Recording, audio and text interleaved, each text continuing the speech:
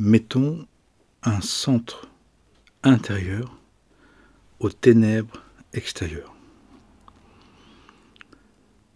Il nous faut mettre un centre au milieu du monde qui se trouve en nous pour que le chaos du monde, les ténèbres du monde, l'obscurité puisse être centré, recentré sur la source de tout, le principe de tout, sur Dieu, le créateur de tout. Par notre désir volontaire, conscient, choisi, d'engendrer un centre intérieur fait de notre appel à l'Esprit de Dieu, à l'Esprit Saint, à l'Esprit de vérité, à l'Esprit de vie, qui va nous donner, nous dit-on, la possibilité de vivre dans ce monde qui se chaotise, qui est perturbé, à partir d'un nouveau centre qui n'est plus un centre extérieur, mais un centre intérieur, qui dépend de notre bonne volonté, qui dépend de le vouloir, de le désirer, de le vouloir, de le tenir et de le maintenir. Pour ne plus faire ces allers-retours entre l'intérieur et l'extérieur. On voit bien que le référentiel extérieur du monde a perdu son centre, a perdu le sens de l'origine. Tout simplement parce que les collectifs n'arrivent plus à le tenir, n'ont plus la possibilité, nous dit-on, de l'engendrer, de le tenir et de le maintenir. Et ceux qui y restent encore, ceux et celles qui y restent encore, on voit que ça se durcit, que ça se fixe, ça se fige, que ça se met dans une situation où moins ça fonctionne, plus ça devient dur, plus ça devient jugeant, condamnant, haineux, jalousant. Tout simplement parce que il nous faut trouver maintenant ce fameux royaume de Dieu en nous. Non pas simplement comme un souhait, comme une possibilité, mais comme une nécessité des temps actuels. Nous devons chacun et chacune trouver en nous maintenant le centre de l'être en nous, dans notre microcosme, pour maintenant aider le macrocosme à être ressuscité en l'esprit de vie, en l'esprit de sainteté, en l'esprit d'éternité. Pour cela, on nous indique qu'il est nécessaire d'engendrer, de désirer, de vouloir une activité spirituelle qui va être capable de rester au centre, de conserver la conscience de la présence au centre de notre être, de l'Esprit divin, de l'Esprit de Dieu, pour être capable dans les événements, justement, de se centrer, mais aussi de centrer l'événement, de mettre un centre intérieur aux événements extérieurs. On nous dit que ça fait partie de l'évolution spirituelle nécessaire, maintenant qui doit advenir, qui fait que si on cherche un appui extérieur, si on cherche un appui par les autres, qui n'ont pas trouvé ce centre intérieur, eh bien, ça ne peut pas marcher dans le temps. Ça marche un peu, ça tient un moment, ça tient pendant une période de temps, mais ça ne le fait pas vraiment. Et on voit bien que la tentation, c'est de vouloir suraffirmer, survouloir, se conditionner, de surimaginer, comme si ça allait nous permettre de vivre bien ce qui se passe. Comme en surimpression, comme si de mettre sur la réalité une surimpression de notre hyper-vouloir, de notre super-vouloir, ça allait comme changer les choses, en apparence. Que ça allait faire quelque chose. Que ça allait changer le réel. Et on voit que ça ne marche pas vraiment.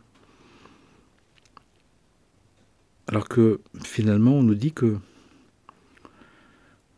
ce réel extérieur a besoin qu'on y apporte maintenant un centre par une recherche de ce fameux royaume divin en nous, de ce lieu saint en nous. Et on nous dit de ce point de vue-là que les nouvelles ecclésias, les nouveaux lieux de culte, les nouveaux lieux de sacrement, de consécration, c'est un être, une personne, un homme, une femme, quelles que soient ses conditions, quel que soit ce qu'elle est, ce qu'elle vit, de décider de rechercher en elle, en soi-même, le centre éternel, le lieu où se trouve l'Esprit de Dieu. D'abord pour le vivre, et ainsi éclairer nos ténèbres intérieures, et au fur et à mesure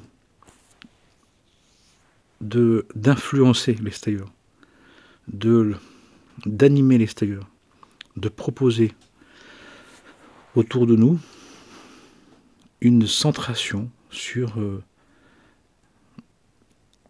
cette source de vie, sur ce lieu de culte, ce lieu de rencontre, ce lieu de connexion qui va être capable de nous inspirer en pensée, en parole et en acte, non pas une réaction aux événements, mais une action, un placement, un positionnement dans les événements. Au fond, comme si, à travers notre regard, à travers notre pensée, notre parole et nos actes, nous allions exprimer, dire, montrer une attitude de confiance, de sérénité, de certitude, qui va faire que les événements vont commencer à se replacer, à s'organiser, à se rectifier par rapport à ce centre intérieur dont nous avons conscience, que nous animons de notre désir de l'être encore, d'y rester encore, et qui, de fait, va réussir à remettre en ordre, à réordonnancer, à replacer les éléments. Comme on dit, sans rien ajouter, sans rien enlever, mais qu'il y a une reconfiguration qui se fasse. Que la roue trouve son centre. Et à partir de là, ça peut tourner rond. La roue de vie peut se relancer. La vitalité. L'eau n'est plus stagnante. La pensée n'est plus redondante. Les actes ne sont plus excessifs. Parce que tout simplement, on se met dans les événements de notre vie, dans la conservation d'un regard, d'une attention à en nous ce qui est le source de tout, la source d'éternité, la source de jouvence, la source de résurrection, la source qui ressuscite tout et qui aligne tout selon les principes du divin.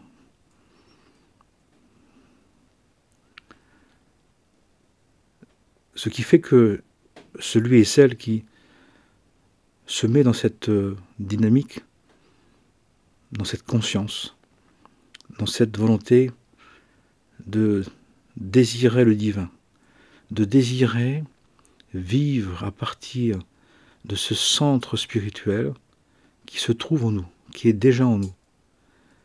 Il ne s'agit pas de le faire venir, il ne s'agit pas de le créer, il s'agit de le confirmer. Il s'agit de passer son temps à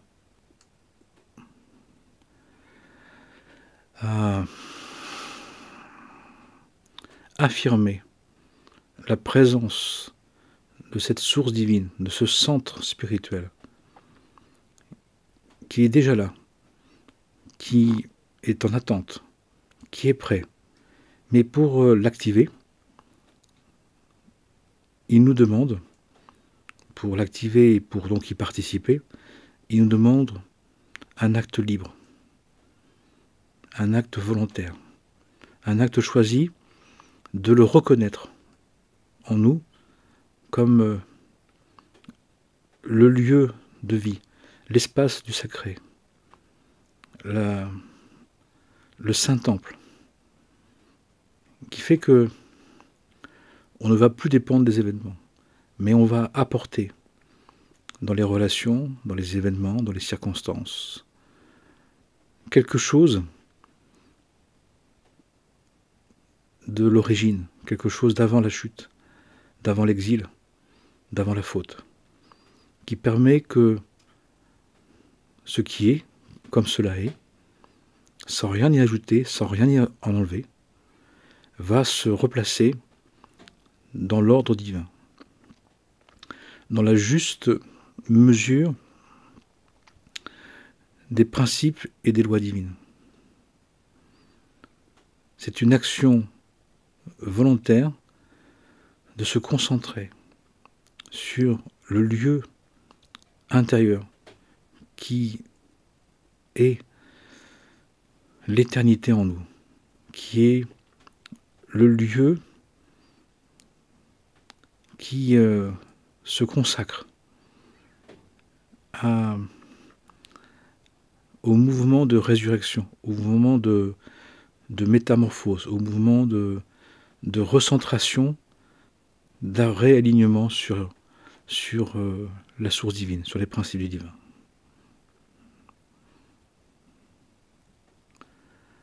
C'est l'action qu'on peut faire quand les événements, on ne peut plus les maîtriser.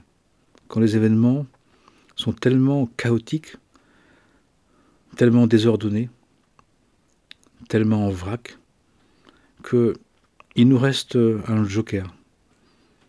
Et c'est Dieu lui-même, c'est l'Esprit de Dieu qui nous a créés. Il nous a créés, c'est celui qui nous fait respirer, c'est celui qui nous donne la vie, c'est celui qui nous maintient en vie, c'est celui qui nous cherche et nous appelle. Il s'agit donc d'une écoute intérieure, il s'agit d'un désir de le retrouver, il s'agit d'un projet. Cherchez le royaume de Dieu et tout vous sera donné en surcroît. C'est le projet principal. Généralement, la plupart des personnes, nous dit-on, Ils viendront quand ils auront épuisé toutes les forces du vouloir, toutes les forces du savoir, toutes les forces du pouvoir qui pouvaient fonctionner et qui pouvaient tenir et qui suffisaient. Et tant que c'est comme ça, alléluia, tant mieux. Mais au moment où ça ne peut plus suffire, au moment où ça ne suffira plus, on nous l'annonce, au moment où on ne pourra plus faire comme on veut, au moment où on devra accepter que nos défaites, qu'on sera dans la désillusion, qu'on sera dans la déception, il y a encore une carte à jouer. Celle qui nous a créés, celle qui représente l'esprit du divin, l'esprit de Dieu, qui est en nous, qui est déposé en nous. Elle ne nous appartient pas. Elle n'est pas le fruit de nous-mêmes. Elle n'est pas une création de nous-mêmes. Mais elle est ce qui a tout créé.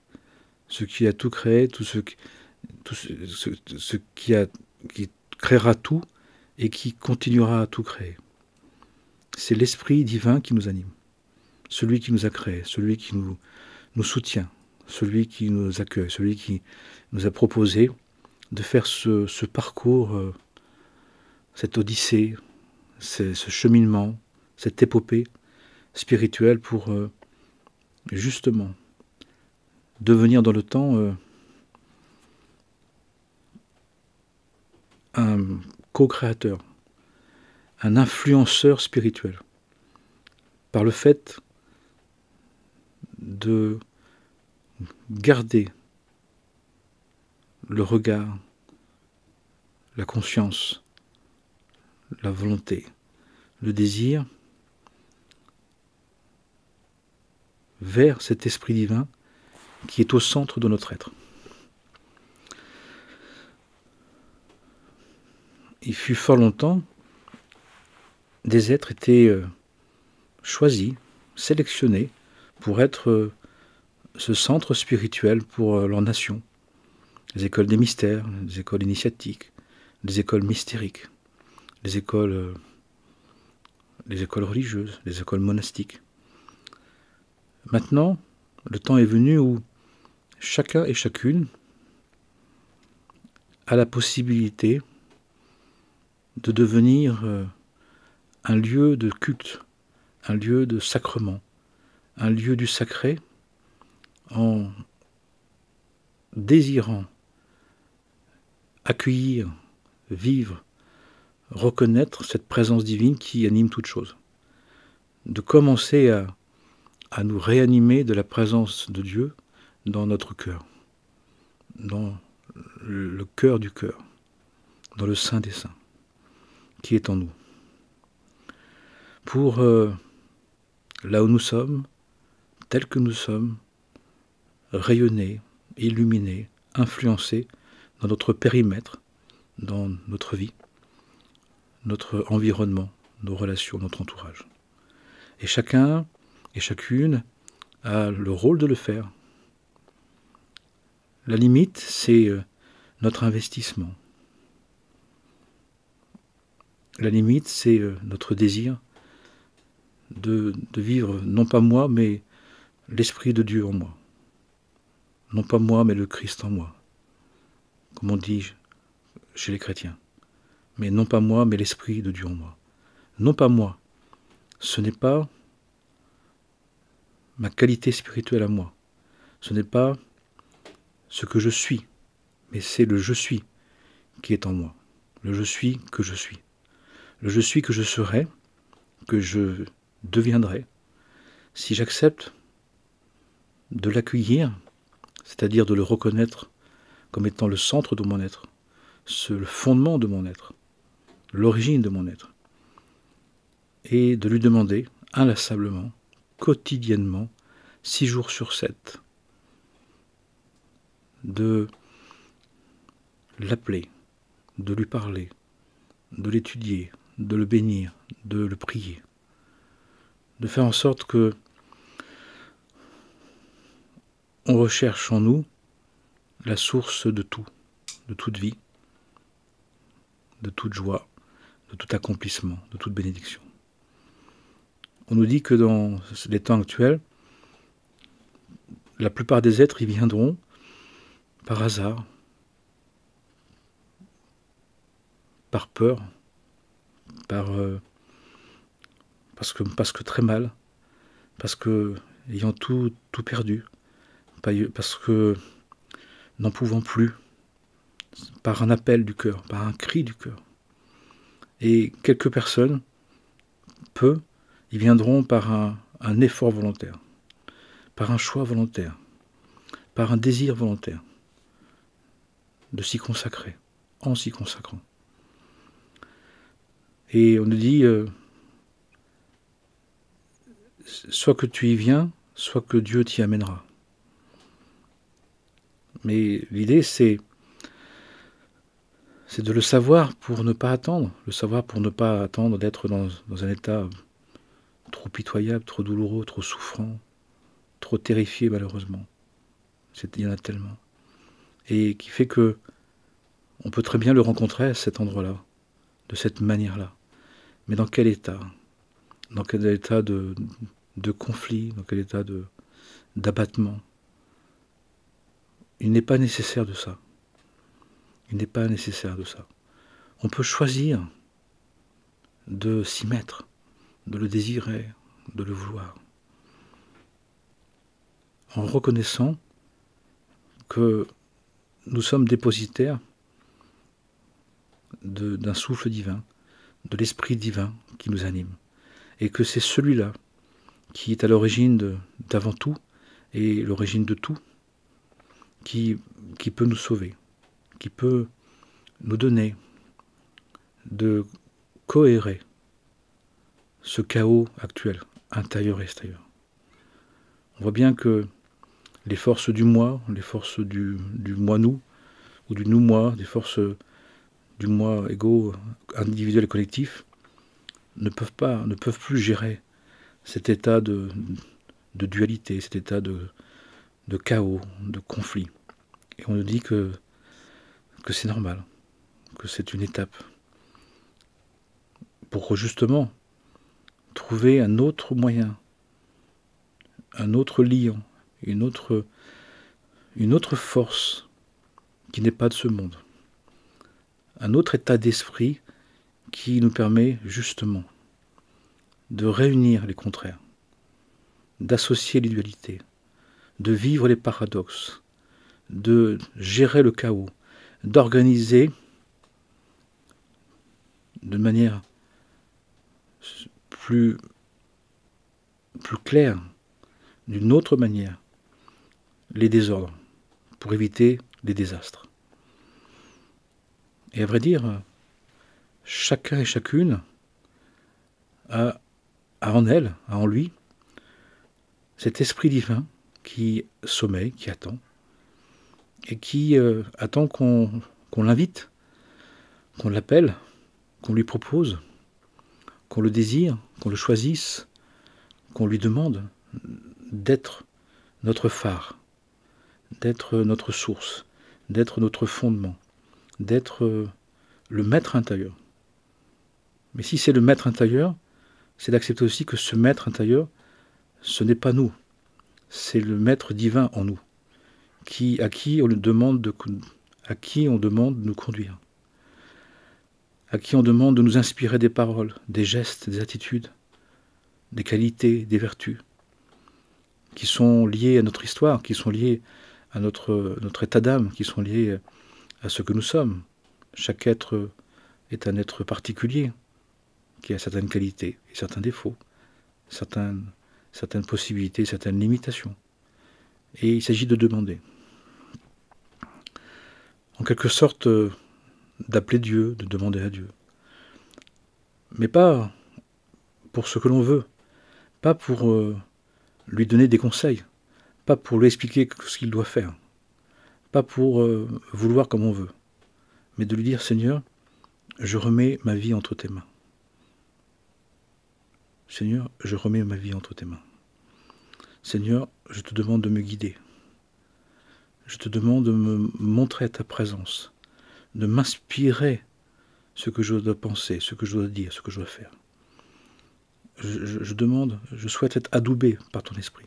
Je souhaite être réveillé par ta présence.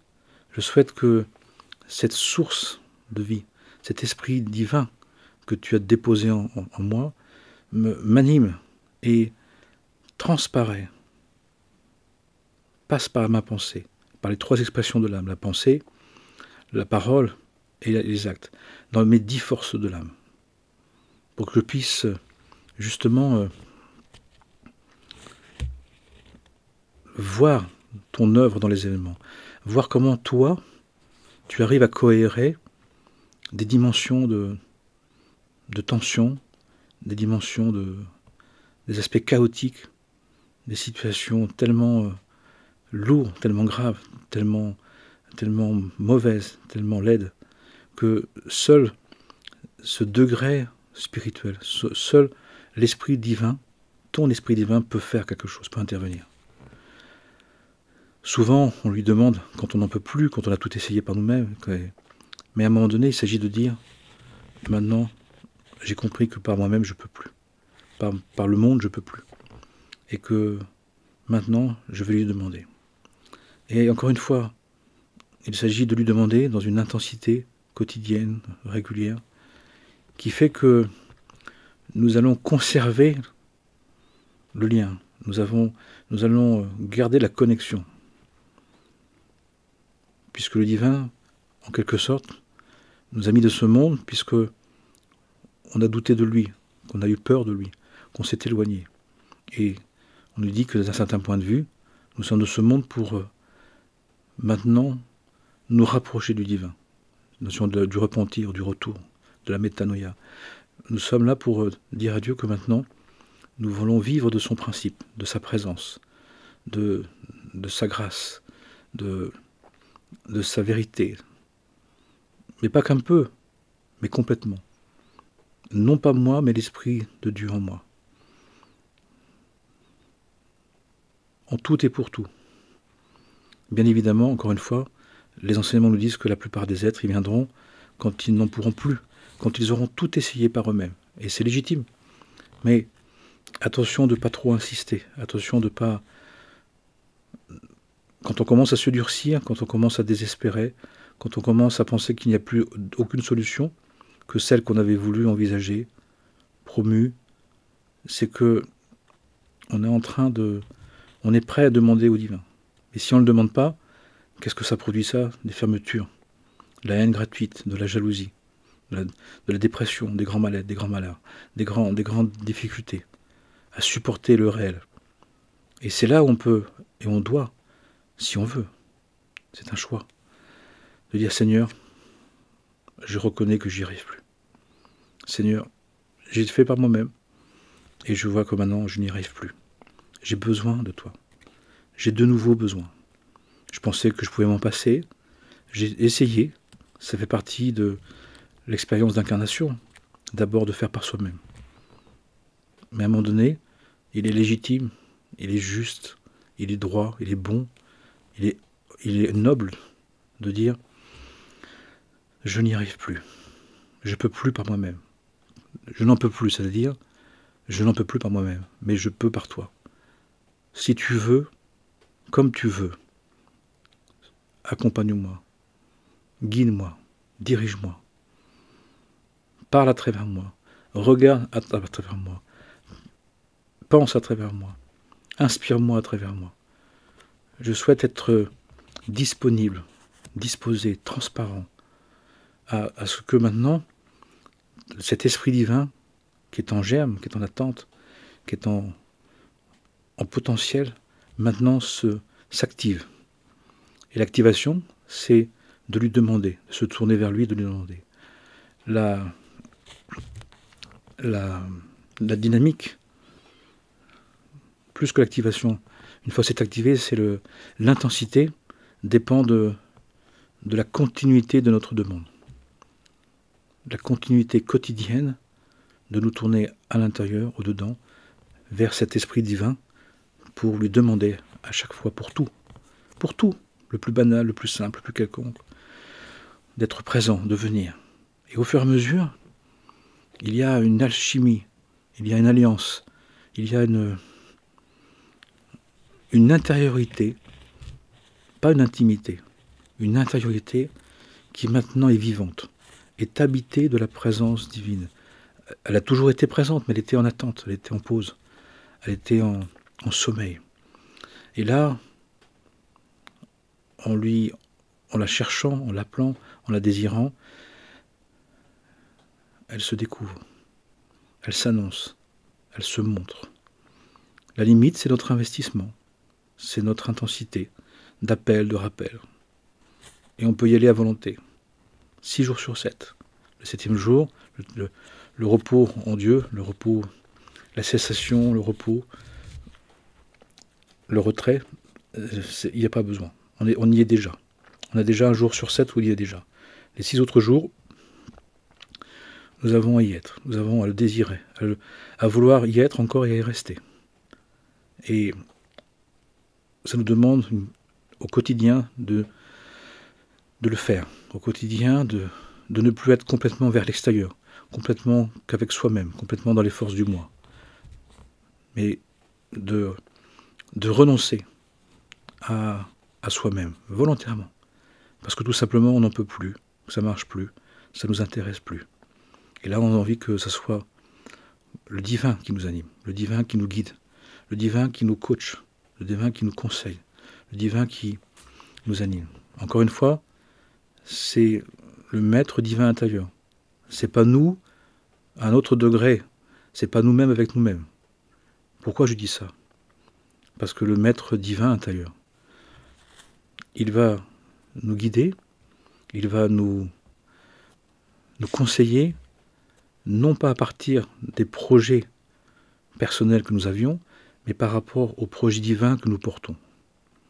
Non pas à partir pour les projets personnels que nous avons, que nous avions, que nous désirons, mais par rapport au projet spirituel, que nous sommes. C'est une grande différence. Pour avoir la vie, pour être, pour devenir ce qui a été prévu depuis le début des temps. L'être divin, particulier, unique, spécial, original, merveilleux, incroyable que nous sommes tous, les uns et les autres. Les unes et les autres. Magnifique. Puissions-nous le désirer, puissions-nous le vouloir, et de continuer à le désirer, et continuer à le vouloir, pour que justement on participe à ce mouvement de résurrection, ce mouvement de ressuscitation dans l'esprit divin, de reconfiguration du monde, non pas comme un hasard, non pas comme une catastrophe, non pas comme une désolation ou une abomination. Ça, c'est la lecture de l'idolâtrie, de l'ignorant, du haineux, du débauché, du jaloux. Mais non, comme un être divin qui le sait, que le monde ne tourne plus rond, parce qu'il cherche le centre de sa propre existence, de sa propre origine. Et maintenant, les nouveaux lieux de sacrement, c'est des êtres, des personnes, hommes, femmes, de toute religion, de toute condition, qui décident de demander à l'Esprit divin qui les anime de les guider, de les inspirer pour le bien de tous les êtres, pour fraterniser, pour trouver cet esprit de vérité, cet esprit de paix, de faire la paix, de faire que ce monde devienne un lieu qui se consacre à vivre dans la conscience de la présence du divin, à vivre selon l'esprit divin qui anime toute chose, tout être, tout vivant et tous les êtres. Mais nous, en tant qu'êtres humains, nous avons à le faire volontairement, consciemment, pour l'autoriser à s'activer et le vouloir pour le dynamiser, pour le faire croître, pour le multiplier, pour donner une force d'Esprit Saint, une force de vérité, une force à l'esprit de vie qui va renouveler toutes choses, tous les êtres, au fur et à mesure. Ce mouvement de résurrection, de ressuscitation dans l'esprit divin, le plus sublime, le plus magnifique, le plus grandiose, qui est Dieu lui-même. Amen et Amana. Bien à chacun et chacune que l'esprit de Dieu qui nous anime soit rechoisi pour qu'il puisse se décupler et nous unir, rayonner et nous unir pour le bien de tous les êtres, tout le minéral, le végétal, l'animal et l'humain, pour sauver cette création et sauver notre humanité, pour y participer. À notre manière, à notre degré, selon notre nature. Amen et Amana. Très bonne semaine.